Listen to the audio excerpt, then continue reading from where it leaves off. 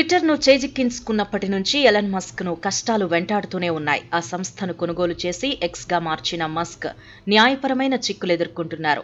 2022 అక్టోబర్లో $44 బిలియన్ ట్విట్టర్ను కొనుగోలు చేసిన మస్క్ సంస్థలో భారీ మార్పులు తీసుకొచ్చారు.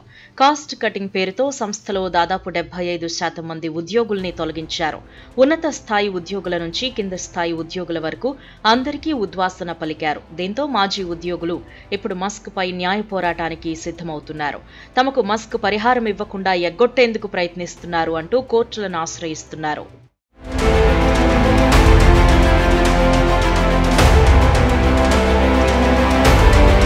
ట్విట్టర్ నుంచి ఉద్యోగుల్ని తొలగించిన సమయంలో ఒప్పందం ప్రకారం వారికి పరిహారం చెల్లించాల్సి ఉంటుంది. అందులో భాగంగా 1 ఏడాది వేతనంతో పాటు తమకిచ్చిన స్టాక్స్ వాల్యూ ఇవ్వాల్సి ఉంది. అయితే మస్క్ తమకు పరిహారం చెల్లించడం లేదంటూ ట్విట్టర్ మాజీ CEO Parag Agarwal, CFO Ned Segal, chief legal counsel Vijaya Gadde, general counsel Sean Edgett కోర్టును ఆశ్రయించారు.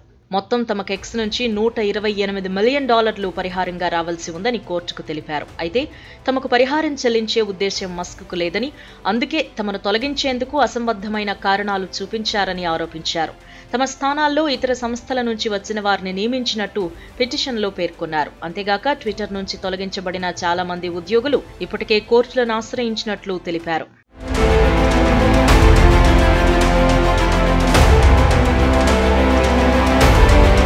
ఇక మస్క్ ప్రవర్తనపైన మాజీ ఉద్యోగులు కీలక వ్యాఖ్యలు చేశారు. సంస్థలో పనిచేస్తున్న ఉద్యోగులు, కార్యాలయాలు, అద్దెకిచ్చిన యజమానులపై మస్క్ ఆధిపత్యం ప్రదర్శించేందుకు ప్రయత్నిస్తారన్నారు. అంతేగాక వారికి బిల్లులు కూడా చెల్లించడం లేదన్నారు.